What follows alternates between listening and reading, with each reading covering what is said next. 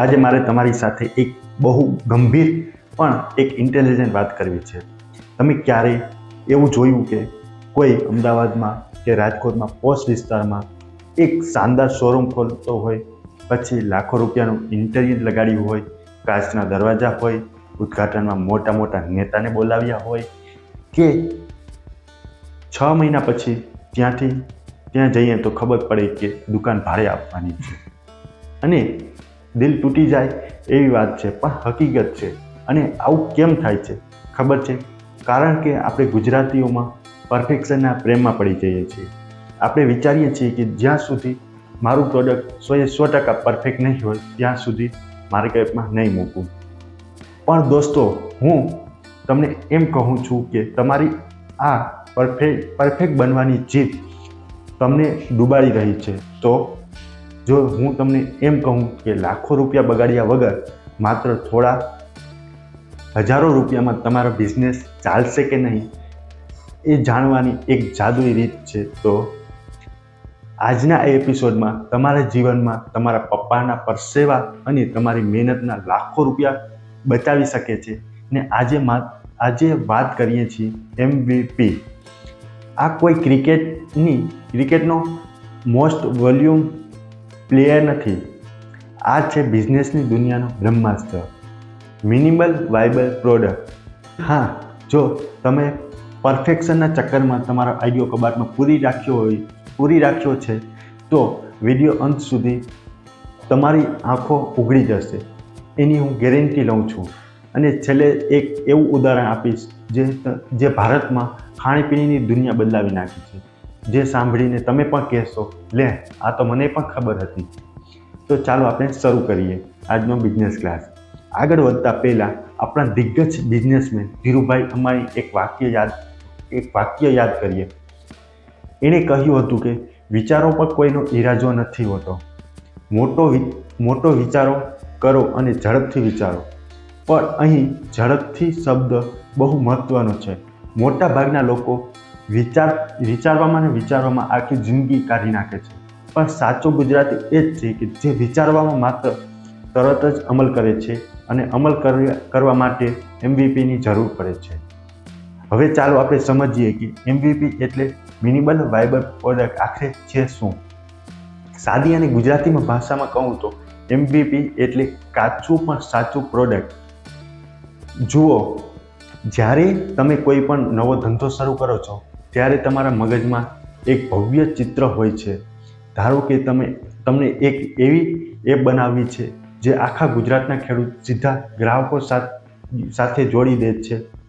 હવે તમારા સપનામાં એ એપમાં GPS ટ્રેકિંગ હોય, ઓનલાઈન પેમેન્ટ હોય, વિડીયો કોલિંગ હોય અને ડ્રોનથી ડિલિવરી હોય. તમે આ બધું બનાવવામાં બેસો તો 2 વર્ષ નીકળી જાય, 50 લાખ રૂપિયા ખર્ચ થઈ જાય. અને પછી એપ લોન્ચ કરો ત્યારે તમને ખબર પડે કે ગામડાના ખેડૂત કાકાને તો સ્માર્ટફોન માત્ર વોટ્સઅપ વાપરવા જ આવડે છે. એમની તમારી આ હાઈફાઈ એપ ખબર જ નથી પડતી. ત્યારે શું થાય? પૈસા ગયા પાણીમાં. તો આ MVPનો રસ્તો શું છે? MVP એટલે તમારા આઈડિયાનું સૌથી નાનું સ્વરૂપ, જેમાં કોઈ તમારો શાનદાર શણગાર ના હોય, બસ પ્રોડક્ટનું મુખ્ય કામ થતું હોય. પહેલાં ખેડૂતવાળા ઉદાહરણમાં MVP શું હોવું જોઈએ? એક સાદું વોટ્સઅપ ગ્રુપ. હા, અને ખાલી એક વોટ્સઅપ ગ્રુપ બનાવો. તમે તેમાં 10 ખેડૂત અને 50 ગ્રાહકને જોડો. ખેડૂતના ફોટા મૂકે, ગ્રાહકના ઓર્ડર આપે અને ડિલિવરી કરો. આમાં તમારો ખર્ચ કેટલો થયો? 0. સમય કેટલો ગયો? 1 કલાકનો. આની કહેવાય MVP. વ્યાખ્યા એકદમ સ્પષ્ટ છે. એવી પ્રોડક્ટ જેમાં ફક્ત મુખ્ય સુવિધા હોય, એટલે કે કોર ફંડા હોય, જે ગ્રાહકના મુખ્ય સમસ્યાનો ઉકેલી શકે. તેમાં કોઈ પણ વધારાના મેકઅપ કે ડેકોરેશન નથી હોતું. તમારે ગાડી બનાવવી હોય ને તો પહેલાં પૈડા અને પાટિયા જોડીને સ્કેટબોર્ડ બનાવો, જેથી માણસ એક જગ્યાએથી બીજી જગ્યાએ જઈ શકે એ સીધી મર્સિડીઝ બનાવવાની જીદ ના પકડો. હવે તમે કહેશો કે ભાઈ આ અઘરું પ્રોડક્ટ માર્કેટમાં મુકાય, આપણી ઇજ્જત ના જાય. તો હવે આપણે વાત કરીએ બીજા મુદ્દા પર એમવીપીનો હેતુ શું. તમારે સમજવું પડશે કે એમવીપીનો હેતુ અત્યારે કરોડો રૂપિયા કમાવાનો નથી. તેનો હેતુ છે શીખવાનો. આપણે ત્યાં કહેવત છે ને કે પાણીમાં ઉતાર્યા વગર મપાય નહીં. એમવીપી એ જ છે. તમે કિનારે ઊભા રહી અને અનુમાન લગાડો કે લોકો મારી પ્રોડક્ટ ગમશે, એના કરતાં બહેતર એ છે કે નાની હોડી લઈ અને પાણીમાં ઉતરો. તમારે એ જાણવું છે કે શું ગ્રાહક ખરેખર આ વસ્તુની જરૂર છે.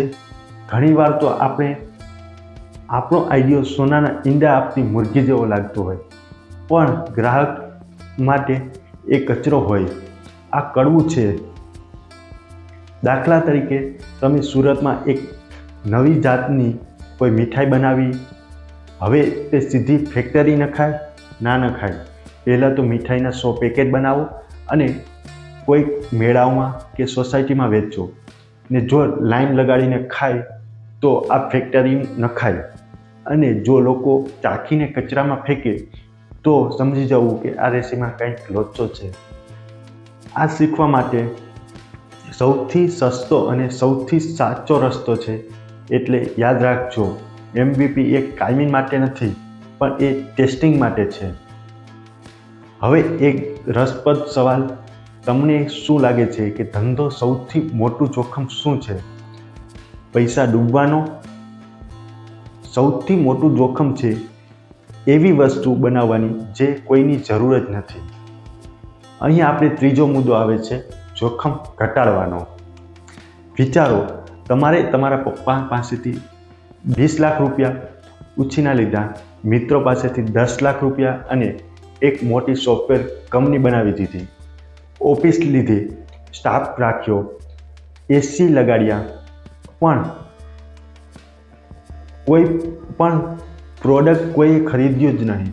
હવે શું કરશે? હવે દેવું થઈ ગયું અને આબરૂ પર ગઈ. જો તમે આખી એપ કે ફેક્ટરી બનાવીને પછી જુઓ કે કોઈ વસ્તુ ખરીદતું જ નથી તો બહુ મોટું નુકસાન થાય છે. પણ જો એમવીપી બનાવ્યું હોય તો જો તમારે આઈડિયો ફેલ થઈ જાય તો પણ નુકસાન નહીંતર હોય, કારણ કે તેમાં રોકાણ જ નથી કર્યું. એમવીપી એ સેફ્ટી નેટ છે. જો તમે પડો તો પણ વાગે નહીં. અને જો તમારો એમવીપી ચાલી ગયો તો લોકો વખાણ્યો તો પછી તમારે છાતી ઠોકીને ઇન્વેસ્ટર પાસે જઈ શકો છો કે જુઓ સાહેબ, મેં પ્રોડક્ટ લોન્ચમાં મૂક્યું તો તેમાં 100 ગ્રાહક મળ્યા. હવે પૈસા આપો, હું તમને સોનું બનાવી દઈશ. એટલે જોખમ ઘટાડવું હોય તો શરૂઆતમાં નાની જ કરવી પડે. અત્યારે આ વાત અહીં અટકી નથી. હવે તો જે મુદ્દો આવે છે એ સમજવા જેવો છે અને સૌથી મહત્ત્વનો છે એ છે સ્પીડ. તમે જોયું હશે કે ઘણા લોકો હજી હું પ્લાનિંગ કરું છું અને કહીએ વર્ષો કાઢી નાખે છે. આપણા ગુજરાતીઓમાં તો એક શબ્દ બહુ કોમન છે, વિચારું છું. એલિયા દુકાન ક્યારેક ખોલશ? બસ હજી લોકેશન વિચારું છું. વેબસાઇટ ક્યારે લાઈવ થશે? હજી તો કલર કોમ્બિનેશન કરું છું. ભાઈ તું વિચારતો રહીશ ત્યાં સુધીમાં તારો હરીફ દુકાન ખોલીને બેસી જશે. મહિનાઓ સુધી પ્લાનિંગ કરવાને બદલે એમવીપી તમને અઠવાડિયામાં માર્કેટમાં ઉતરવાની તક આપે છે.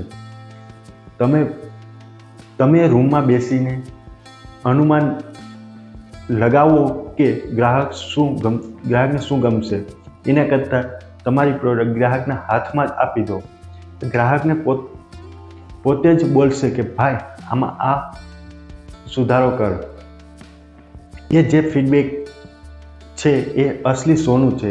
રિયલ ગ્રાહક સાથે વાત કરીને તમને એમવીપી આપે છે. જેટલા વહેલા તમે માર્કેટમાં જશો એટલા જ વહેલા તમે સુધારી કરી શકશો. યાદ રાખજો, અત્યારનો જમાનો મોટી માછલી નાની માછલીને ખાઈ જાય એવો નથી.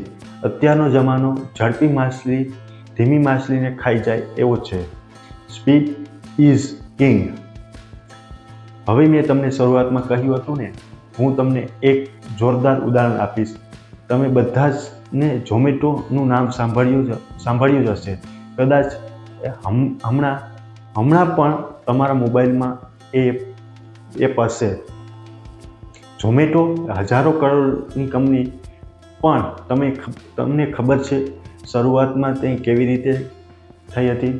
દીપેન્દ્ર ગોહિલ તેના મિત્ર જ્યારે ઓફિસમાં કામ કરતા હતા ત્યારે તેમણે જોયું કે લંચ ટાઈમમાં લોકો મેનુ જોવા માટે લાઈનમાં ઊભા રહેવું પડતું હતું. શું તેણે સીધી એપ બનાવી દીધી? ના. શું તેણે કરોડ રૂપિયાનું ફંડિંગ લીધું? ના. એને એમવીપીમાં શું હતું એ ખબર છે. તેણે ઓફિસમાં કેન્ટીનમાં ગયા, ત્યાં મેનુ કાર્ડના ફોટા પાડ્યા, તેને સ્કેન કર્યા અને સીધી વેબસાઇટ પર મૂકી દીધા. બસ. કોઈ ઓર્ડર બટન નહીં, કોઈ ટેકનિકલ નહીં, કોઈ ફેન્સી ગ્રાફિક નહીં, માત્ર મેનુ કાર્ડના ફોટા હોય જોવા મળ્યા હતા. તેમનો હેતુ શું હતો? એ ચેક કરવાનું કે શું લોકો ખરેખર ઓનલાઈન મેનુ જોવા માંગે છે. અને જાદુ થયો. ઓફિસના લોકો ગાંડાની જેમ વેબસાઇટમાં વિઝિટ કરવા લાગ્યા. ત્યારે એમને ખબર પડી કે હા ભાઈ, આમાં તો દમ છે. જો તમને ત્યારે મોટી ટેકનોલોજી બનાવવી માંડી હોય તો કદાચ ક્યારેય શરૂ જ ના કરી શક્યા હોય. પણ તેમણે પહેલું મેનુ કાર્ડના ફોટા અને પોતાના MVP બનાવ્યું. આને કહેવાય સ્માર્ટ બિઝનેસ. આને કહેવાય ગુજરાતીની બુદ્ધિ. ભલે તેને ગુજરાતી નથી, પણ અપ્રોચ તો આપણો જ છે. તમે જે બિઝનેસ કરવાનું વિચારો છો એવું ઝોમેટો મોડલ શું હોઈ શકે છે એ અત્યારે જ વિચારવાનું છે. હવે MVPનો કોન્સેપ્ટ ઊંડાણપૂર્વક સમજવો હોય તો મારે તમને એક બુક રેકમેન્ડ કરવી છે. પુસ્તકનું નામ છે ધ લીન સ્ટાર્ટઅપ અને લેખક છે એરિક રાઇસ. સમજાવે ને કે આજના મોડર્ન જમાનામાં સાહસિકો માટે આ પુસ્તક બાઇબલ, ગીતા કે કુરાન સમાન છે. જો તમારું બિઝનેસમાં હોવ અને આ પુસ્તક ના વાંચ્યું હોય તો તમે ઘણું બધું ગુમાવી રહ્યા છો. આ પુસ્તકમાંથી મને 3 વાત બહુ ગમી છે. હું તમને ટૂંકમાં કહું, જે તમે કાલથી જ વાપરી શકો છો. પહેલી શીખ, બિલ્ડ, મેઝર, લર્ન. એટલે કે બનાવો, માપો અને શીખો. પહેલું નાનું કંઈક બનાવો, પછી જુઓ લોકોને રિસ્પોન્સ શું છે અને એના પછી શીખો અને પછી ફરીથી બનાવો. આ ચક્ર ચાલતું રહેવું જોઈએ. બીજી શીખ છે પ્રી-વોટ. જો તમને ખબર પડે કે તમારો ઓરિજિનલ આઈડિયો કામ નથી કરતો તો શરમાયા વગર રસ્તો સીધો બદલાવી નાખો. અને પ્રી-વોટ કહેવાય કે જીત પકડીને ના બેસી રહો, રસ્તો બદલાવો, મંજિલ નહીં. ત્રીજી શીખ છે વેલિડેટેડ લર્નિંગ. તમે શું શીખ્યા એ મહત્ત્વનું નથી, પણ ડેટા શું કહે છે એ મહત્ત્વનું છે. ગપ્પા નહીં પણ હકીકત પર ધંધો કરો. આ પુસ્તક અંગ્રેજીમાં છે પણ બહુ સરળ છે અને કદાચ ગુજરાતીમાં અનુવાદ પણ મળતો હશે, પણ આ વાંચવો જરૂરી છે.